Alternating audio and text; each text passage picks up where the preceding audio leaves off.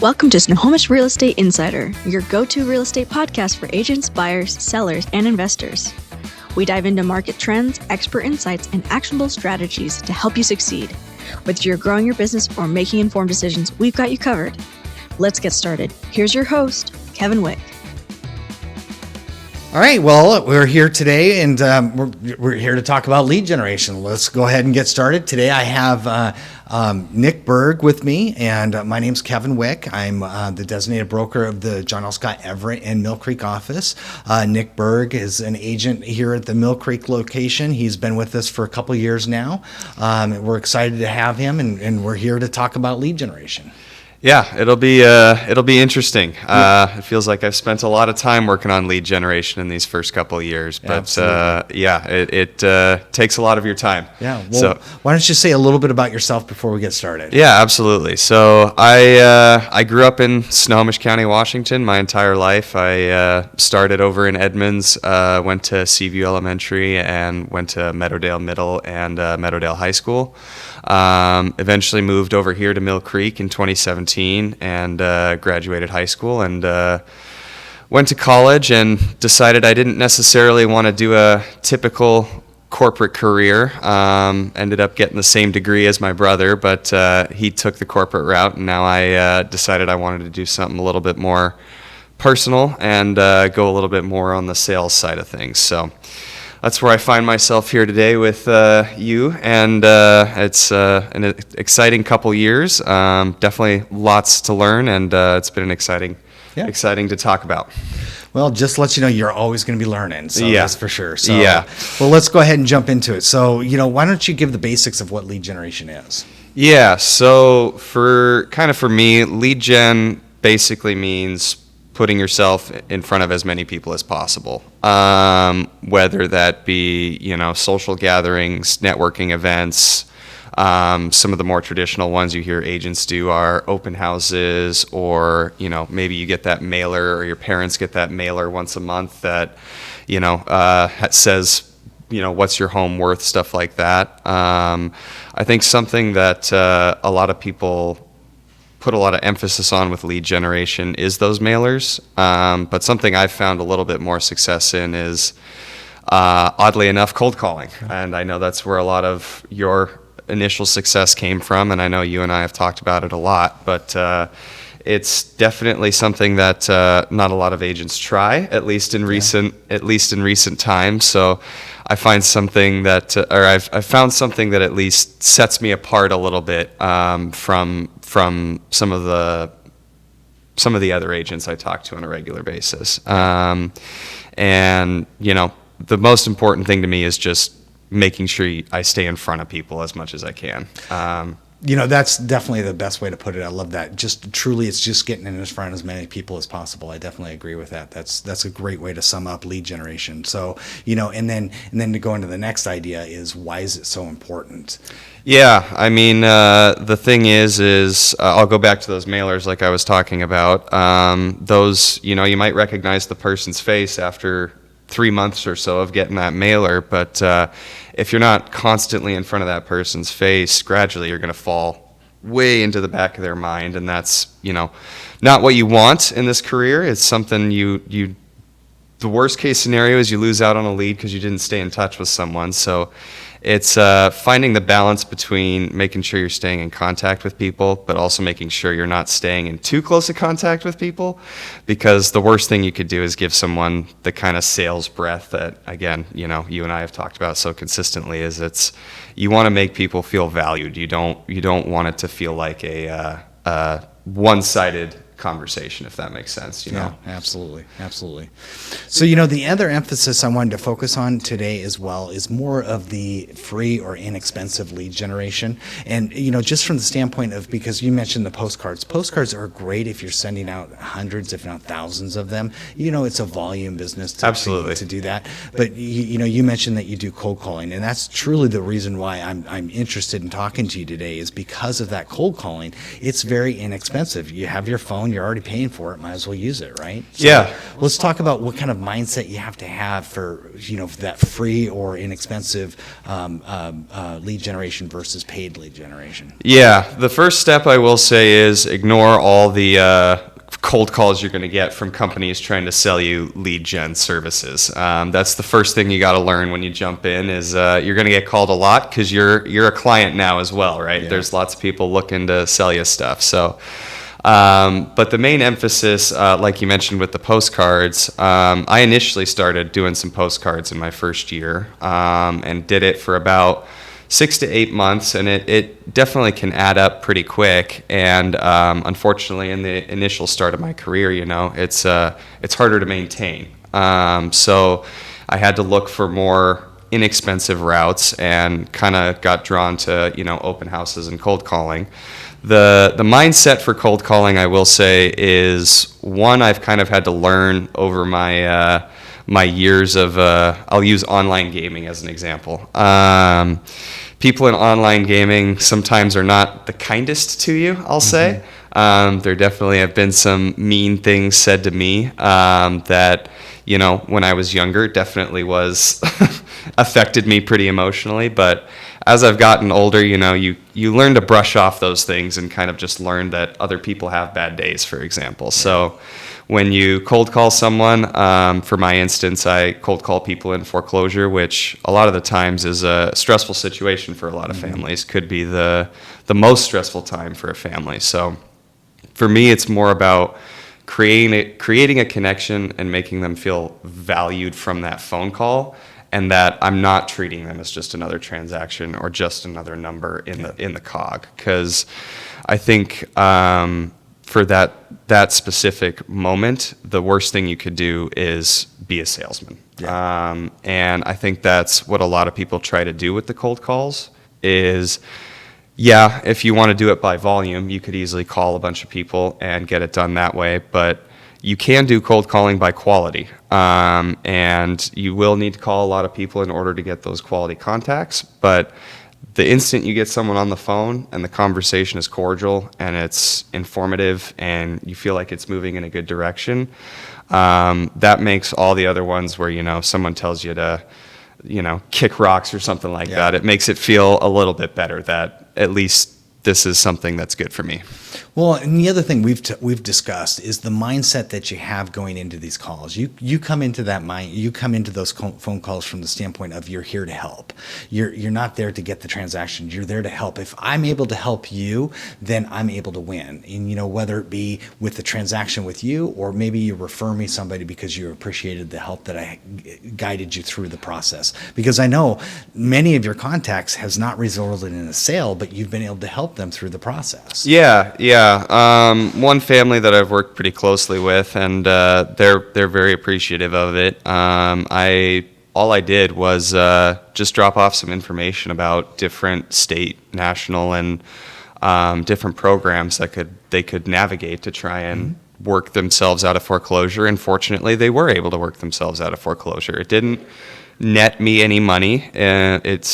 But every time I go over there, the husband and wife are just so surprised to see me still show up on their doorstep I showed up on Easter, I show up on holidays, I dropped off a Valentine's Day basket for them. It's just keeping that connection. And then, when they start giving you hugs when you walk up to the front door, they give you a big smile.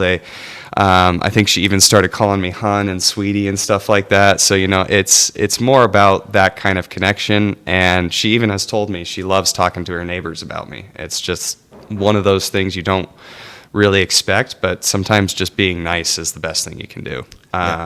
Well, and a great resource, and that's the other thing that you're providing them with value-added information. Yeah, it's not just doing the one-off baskets. That's definitely one thing to keep yourself top of mind, but it doesn't, like you said, it doesn't provide value. It makes it more personable, but if you're not starting it off with some way where you show your expertise, I think it can I think you can kind of lose focus of why you're Right. actually Right. delivering these things. Which you're doing a good job of keeping that focus. So let's, that's the one thing is keeping that focus. Now, how do you, one of the most important things in this is being consistent. Sure. How do you stay consistent in your lead generation?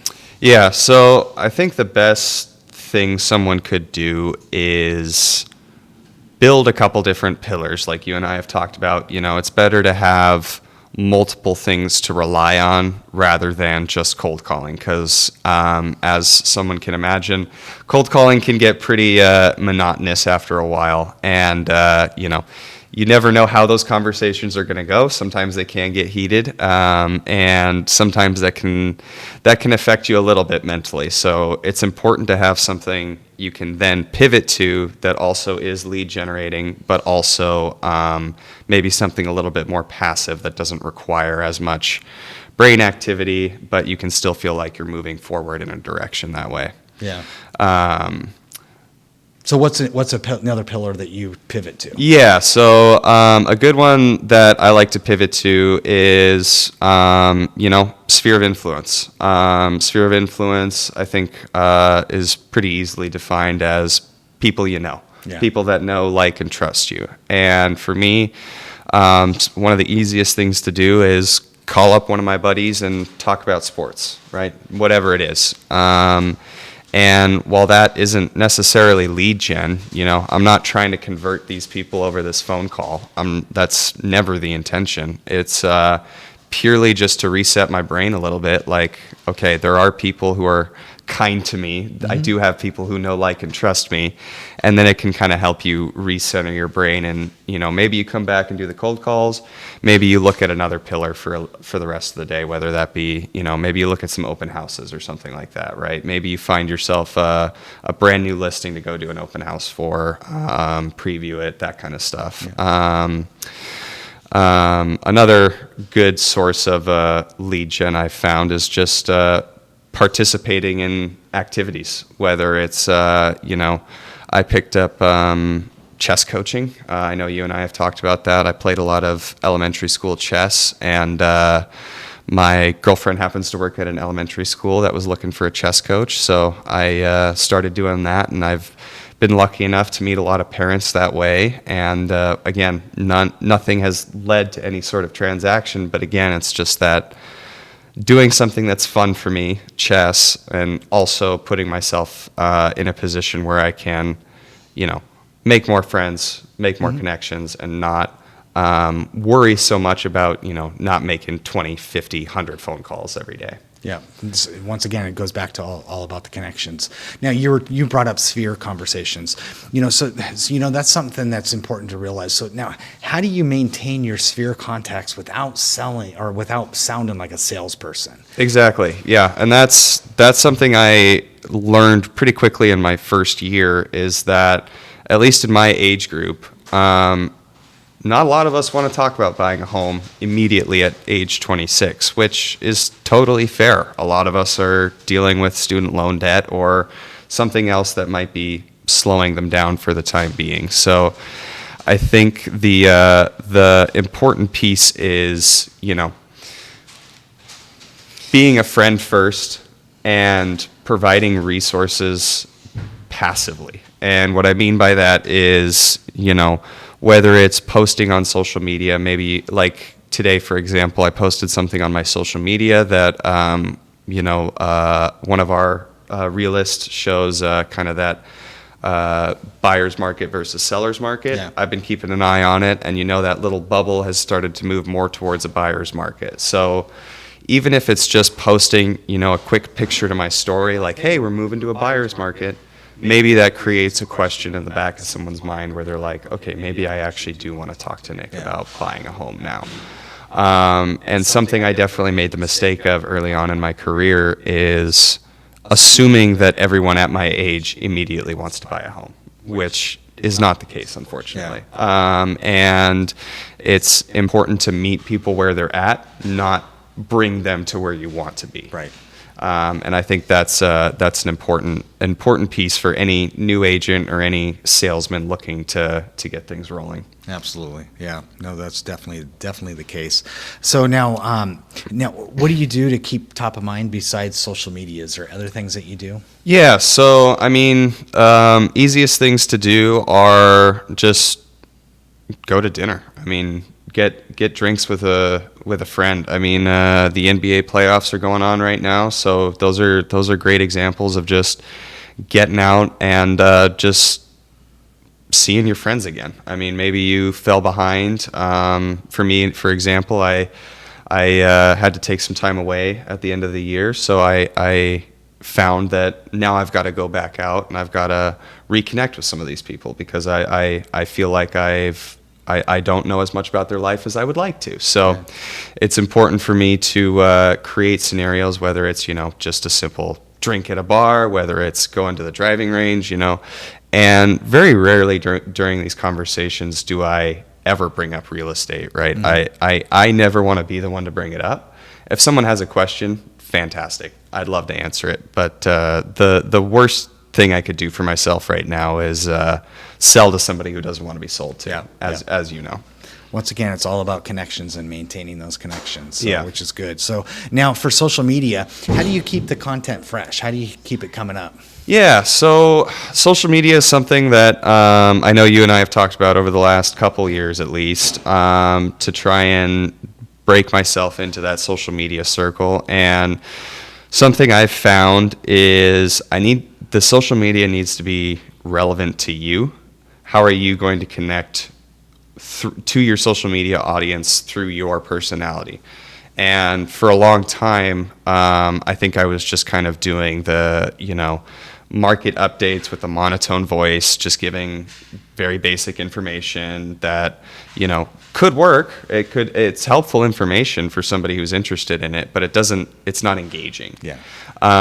If they're not paying attention to it, it's not going to work. Yeah, exactly. So something that I tried with my listing here is I just started recording, what agents do when no one's in the open house type videos. And I think the first one I did a dance to Sabrina Carpenter's Juno or something like that. And I got crazy amounts of feedback on it, people telling me it was really funny and that I need to keep doing it and doing different poses and stuff. But and so I took that and I tried it again the next week, right? I did it in a different way. The house has it's a nice house with a little circle. And when I was a kid, I would always run around the circle in my house. So I was like, maybe I could recreate that. So I created a little Instagram reel where I said I was going to run around the circle, and I gave myself like Vegas betting odds, right? Just something super simple like that just tries to at least get somebody to swipe up on it and be like, oh, I'll take the over, or oh, I'll take the under, right? Just something silly like that. But but that video didn't actually do as well as I wanted it to. So it's important to kind of figure out, okay, the Sabrina Carpenter, big hit. Me running around in a circle, not a big hit. So now it's important to take those two kind of feedback points and try and find a good way where it's still engaging, but also makes it look like I'm not being a fool, I guess. Yeah, that's true. Well, that's definitely keeping up the content that way. So yeah, and it's good that you're doing different things to sample the market out. So, what's one habit that agents should have on a daily basis to be successful in this business? For me, it's checking the MLS. I know it's a really basic one, but just engaging my brain in that way, just knowing what's going on even in my city. I live in Snohomish. I don't necessarily have any active buyers in Snohomish, but it's still good to know what goes on in Snohomish. And then gradually as maybe I go and I get drinks with a friend in Bothell or something like that, I'll just pull up the little app while I'm waiting. I always get to places 10, 15 minutes early. It's just who I am. And I'll just pull up the MLS app on my phone and I'll just look at what's available around it. I think just getting a feel for what each individual area can do at different price points is the biggest thing that you can do to educate yourself and really make your value stand out, because you don't want to give somebody the idea that they can afford in a place that they can't, right? And then they're just going to be demoralized. They're going to feel frustrated with you. So it's important to know what a Bothell house is going to go, a 3-bedroom Bothell house as opposed to a 3-bedroom Everett or Snohomish house, right? Those are going to be different price points. So I think constantly staying on top of your MLS searches can be an incredibly helpful tool. Yeah, cool. Well, perfect. Let's go ahead and wrap things up. Why don't you tell people how to get a hold of you if they're looking to buy or sell a house? Yeah, absolutely. Phone. I always have my phone on me. That's the good part about being a realtor, right? Is we're fantastic at answering our phone.